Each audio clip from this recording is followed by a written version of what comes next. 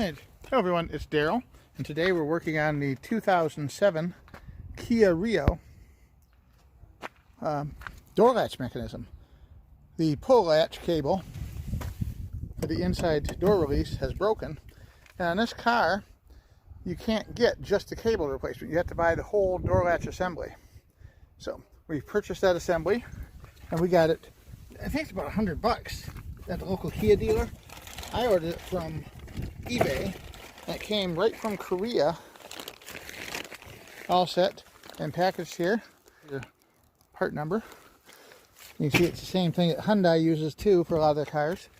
And so we're going to get right to it. No further delays. We're going to replace this door latch assembly so that we can get the handle open. First thing we got to do is remove the window crank. In this case, you can see I've already removed it and stuck it to our vice grips on there to hold it steady.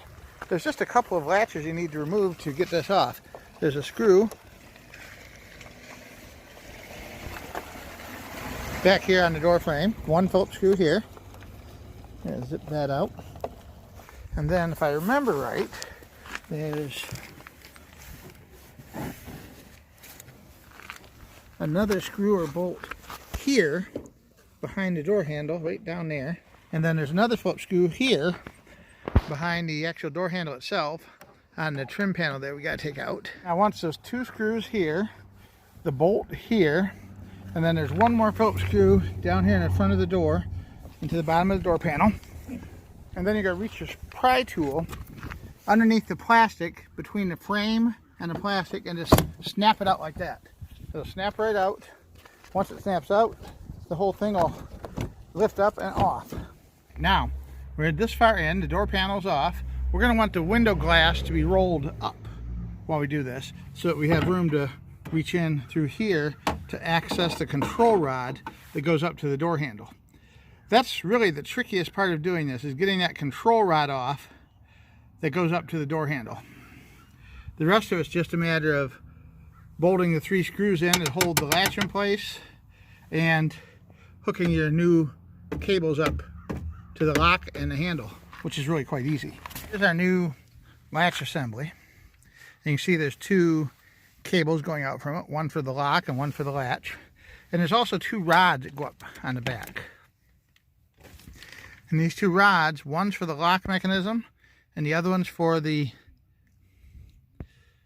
door handle. And this one for the door handle is the hardest one to reach. It's got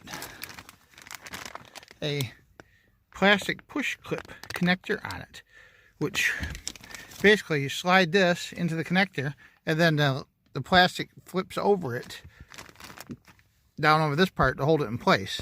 So in order to get it out, we have to flip that plastic up and out of the way to, let me see if I can show you better here. As you're looking at it from the back side, you're going to be looking at it like this, and you can see that plastic clip snaps down over the rod. Alright, we turn the flash on. We're going to get the camera up in this so you can see it better. At least hopefully.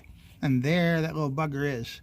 So that white part needs to flip back toward the back of the car. And I tried to do this last winter when it was freezing out.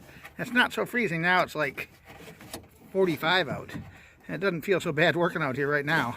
So we're going to reach in there and see if we can get that rod connector latch off its position.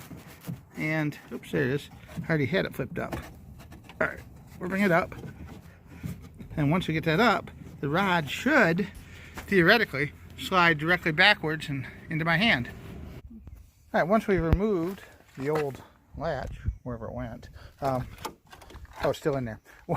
Once we've removed all the connections to the old latch, you still have to deal with the track for the window. That keeps the latch from coming out. There's not enough room to fit it around the latch, but this track for the window is just held in place by two nuts. One right up here on top and one right down here, 10 millimeter. Take both those nuts off, the latch or the track will fall back out of the way, and then the latch will come right out. I'm pretty happy this is going well, and my sister-in-law Donna is pretty happy too, because she'll be able to open her door from inside without having to roll the window down and reach outside to get out of the car.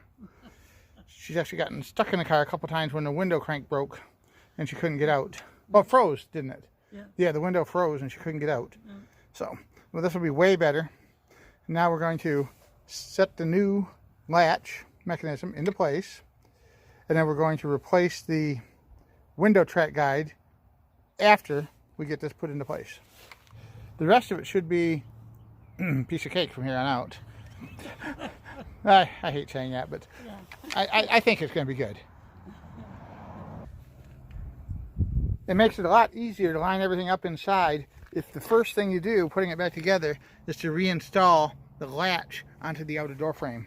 That'll lock everything in place, make it much easier to push the control rods into place and snap them where they belong. We reached up in here and we replaced the control rod for the door handle right back in there and snapped the cover down on it. And we did the same thing to the little one behind that for the door lock. And we are all back together there. And then we reinstalled the window track guide and put the nuts on here and here. And now we're going to reattach the handle mechanism for the inside handle right here. And here we are, snapped back into place.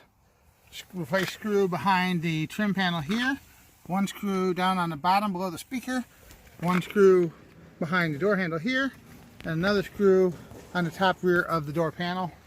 Very easy to pop this door panel off. And all in all, once you see how it works, this job wasn't really that bad. Well, the last time I tried to do it, it was like 12 degrees outside, so, you know, I couldn't feel my fingers, I kept dropping things. So, but, so we are back together, and it is working very well. And she can get out of her car now without having to roll down the window, reach out, and open the door. And that makes me happy, and I'm sure it makes her happy. So we're going to, the window crank feels a little tight rolling up, so we're going to apply some lubricant to the tracks and the gears in there. Squirt some WD-40 down through the top and call it a day. Thanks for watching. Have a great day. And if you have a chance, get one of these little Kia Rios. They're not a bad car. This one's holding up pretty well considering how many miles it has on it and how much rust it has, but it's still going good and running smooth. 179,000. 179,000. That's not bad at all. Not bad at all. Have a great day.